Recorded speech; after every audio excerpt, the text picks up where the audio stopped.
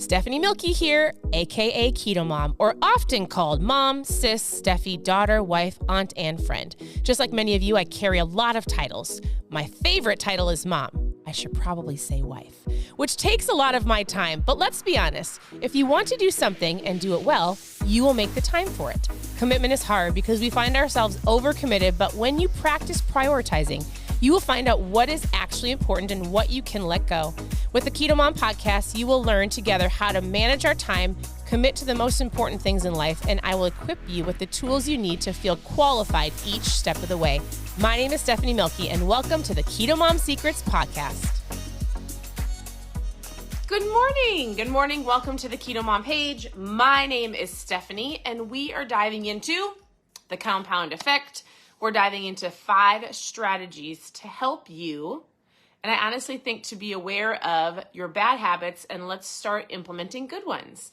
And so we're going to dive into 5 strategies for eliminating bad habits. So as you're tuning in, why don't we do something different? I actually would love to know this. Drop a 1 in the chat if you're watching live. Drop a 2 if you're watching the replay. Where are you tuning in from? I'm going to grab a drink, and we will get started. Tell me where you're tuning in from. Good morning. Good morning. I'm drinking my ketones this morning. How do you start your day? I'd love to know. Do you intermittent fast or do you eat breakfast? Which one do you do? I intermittent fast. I drink ketones. It does not break my fast. I feel amazing. The orange ones. If you're a ketone drinker, what ketones are you drinking this morning? All right, we are going to dive in awareness yesterday. Cindy, good job. I love it. I love it. Awareness is a big word for my family, for me in general. You guys want to see something fun I just got in the mail before we start? I'm going to the Shania Twain concert next weekend. Look at these sparkly boots. Huh? I'm not a fashion person, so I have a sister that is very fashionable, and I help people with their food and feeling better. And we like to tell people we compliment each other. She makes people look good on the outside. She looks at me often and she's like, "Oh, Steph, let's work on your clothes." And I'm like, "Oh, Britt, let's not eat so much sugar." Anyways, so I'm actually going on a girls trip. I've never done that, and I'm 40. I'm going with my mom, my 2 sisters, and my sister-in-law, and we're going to Ohio to see Shania Twain, which I grew up, and she was my favorite singer. I actually thought I was going to be her growing up. So, little fun fact about me, I used to be a country singer in my own world, and I sang at our local county fair country songs, and I sang Shania Twain songs, and I truly thought I was going to be her someday. Clearly, I'm not, but I'm about to go see her for the first time live, and I'm super excited. And I'm not a concert person. Are any of you concert people? I don't know. It's not a thing that I would do, but with my mom and my sisters, I'm going to do it, and I'm going to dress up. I'll have to share pictures with you because I would normally go in a sweatshirt and jeans, and my fancy sister says I have to dress all up, so I got fancy boots. All right, here's what we're diving into. That was a squirrel. We're diving into 5 strategies of eliminating bad habits. This is a book that we have been going through. You can go back to ketomomsecrets.com. Click on book club and go through all the other books that we've gone through and this one in itself. I would highly recommend that you grab the book. But here is what he says. Your habits are learned, therefore they can be unlearned. So your first good news of today, your habits are learned. Everything that you do, you've learned to do them, right? Good news for you is they can be unlearned. All right, so we've got 5 strategies. Are you ready? If you're taking notes, let me get my pen. Taking notes. Number 1 is identify your triggers. So the who, the what, the when, the where, the why. He takes, for an example, somebody who is a drinker and they want to stop drinking, right? You could easily say this for food. If you want to start eating better, he would go, ask yourself questions like, am I more likely to eat when I'm around certain people? He says drink. But if we're working on eating better, right? What are some of the triggers? Listen, this is all about awareness and identifying it. Where do I usually overeat? Are there certain things that I do? What are the habits where I naturally grab food? The number 1 thing we need to start identifying is what are the triggers that cause you to overeat? Is it a feeling? Is it sadness? Is it if you get anxious? Is it worrying? Do you reward yourself with food? You're like, no, listen, I'm a happy person. I just feel like food is a reward.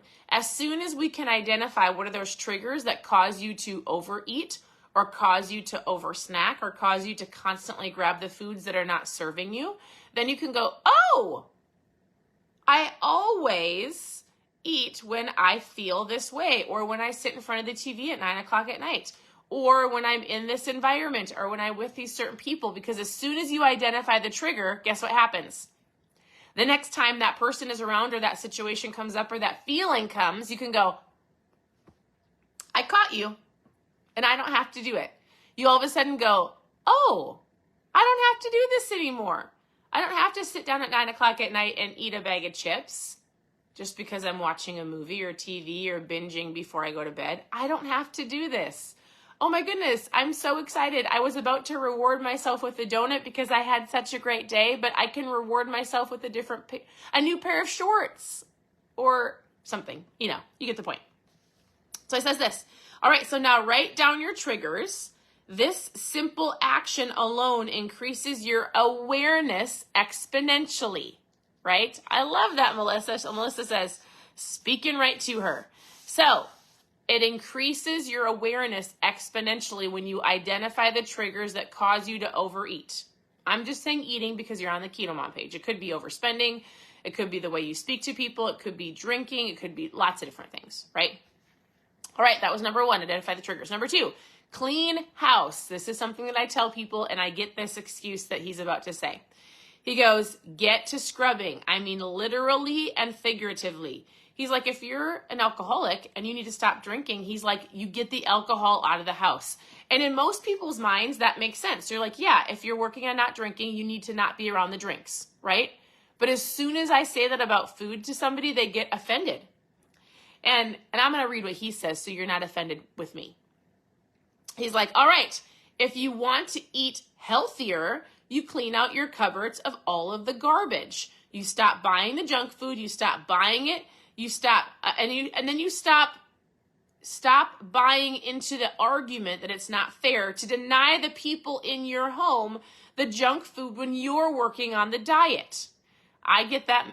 You guys, I am not kidding. I get that argument. He calls it an argument or an excuse because people will say, yeah, but I feel bad my kids like it. Or, well, my family eats it. Here's the biggest thing I say. I say, you can't love all of the same foods that your family loves. So if you feel bad for your kids or your spouse, which remember, there is no shortage. I tell people there's no shortage of junk food. So when we started eating better, we stopped buying certain things. And I said, listen, if you want to have it, it's at grandma's house. Or the dentist office, our dentist office had, at that time, had cookies. Or anywhere we go, had a piece of candy for the girls. Or any birthday party or celebration. So it's not like you're telling your children, you can never have this. But if you're truly open and communicating with the people that love you and support you and they love you and they're your family, and maybe you're like, what if they don't love me? They do.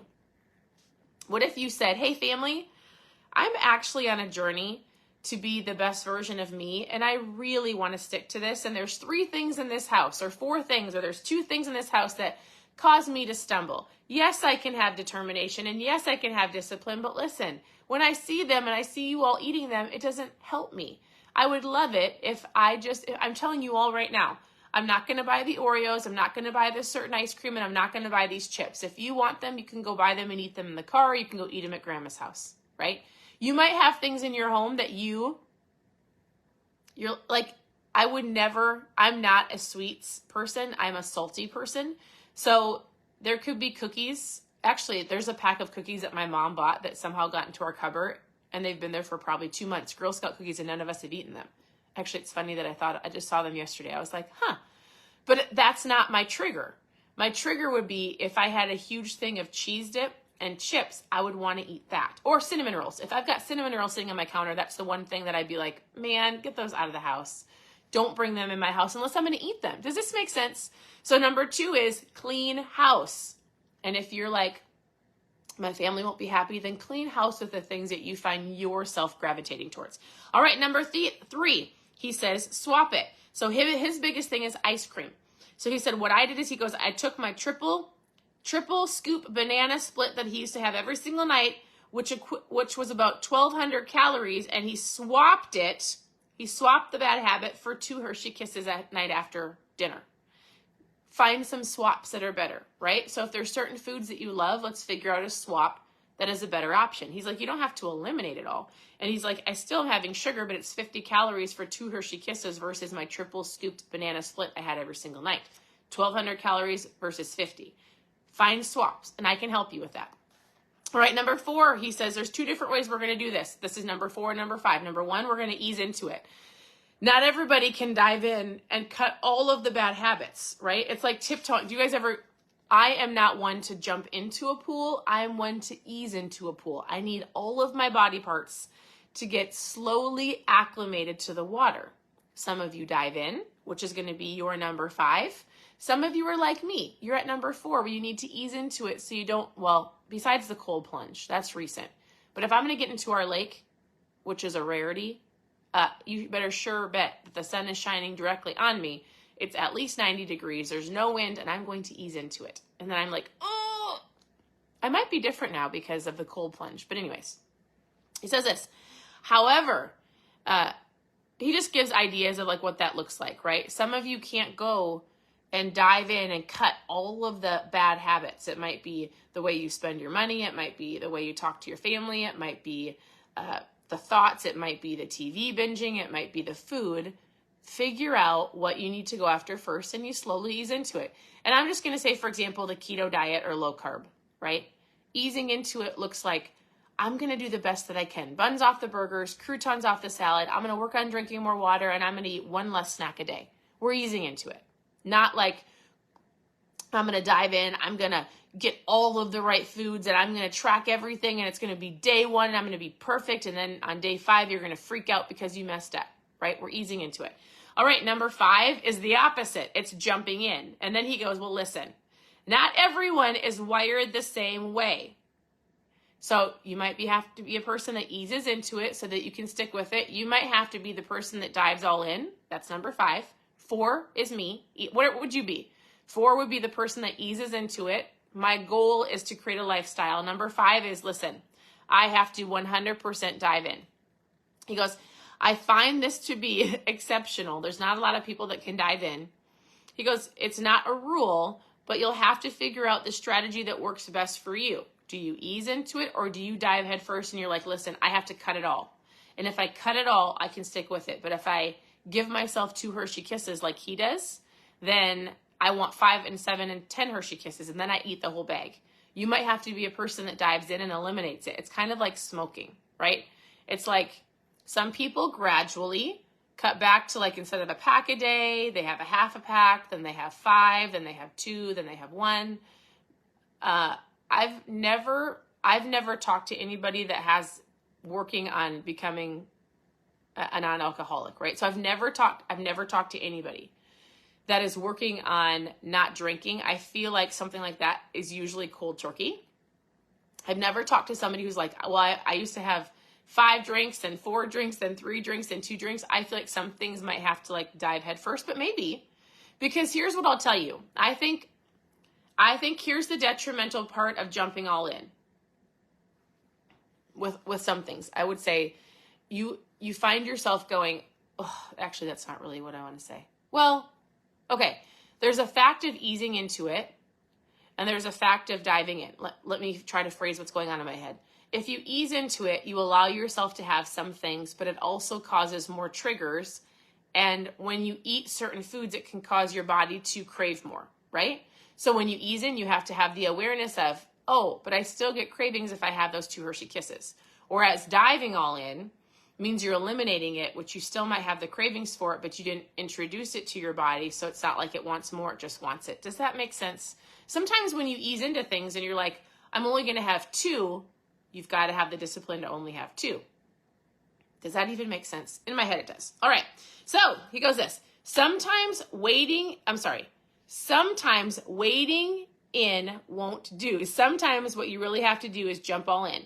And he goes, when you start slow and hold yourself, or where can you start slow and hold yourself accountable? And where do you need to dive all in and eliminate just one thing? He goes, when it comes to changing bad habits in your home, he goes, I wasn't going to read all that story. It's such a long story. Oh, I was going to end it with this. Are you ready? I'm sorry. Please forgive me. He goes, I'm not suggesting that you cut out every single bad habit or everything that you do in your life. Most everything is good in moderation, but how can you tell whether a bad habit becomes the boss of you? This is the last thing I want to say, and I actually love this. He goes, I actually have some things that I can do in moderation. Maybe it's a glass of wine. Maybe it's the certain foods that you choose to eat on the weekends. He goes, but I also want to make sure that I am 100% in control of these bad habits. So what he does is he picks one vice or one thing that he knows probably isn't amazing for him every month, and he eliminates it for 30 days. So it might be ice cream.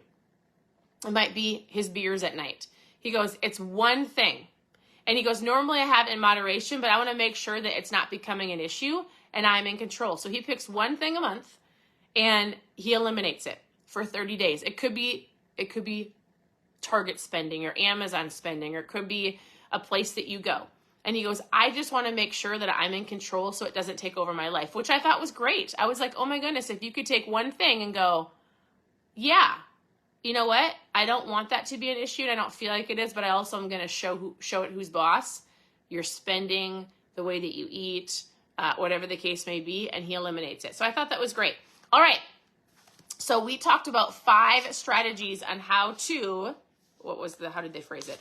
Eliminate the bad habits. Number 1 is identifying the triggers, because as soon as you do, you have the awareness and you don't have to do it. Number 2, clean house. Number 3, swap it for another option. Number 4, ease into it. Number 5, dive all in. And you have to choose what works best for you. Tomorrow we'll dive into the game changers, 6 techniques for installing good habits. So this is the book for those who are watching. The name of the book is The Compound Effect. He shares great stories, gives great insight, gives great action steps on what to work on. A lot of it has to do with awareness and what you are physically doing. Have the awareness of what's going on in your life, and then we'll learn how to change it. So this is the book. As always, you can go to KetoMomSecrets.com. You can click on how to get started. You can click on recipes. You can click on book club. You can click on ketones. I mail them out every single day. Otherwise, continue to tune into the page. Reach out with questions. I hope you have an absolutely amazing day, and I'll talk to you very soon. Bye.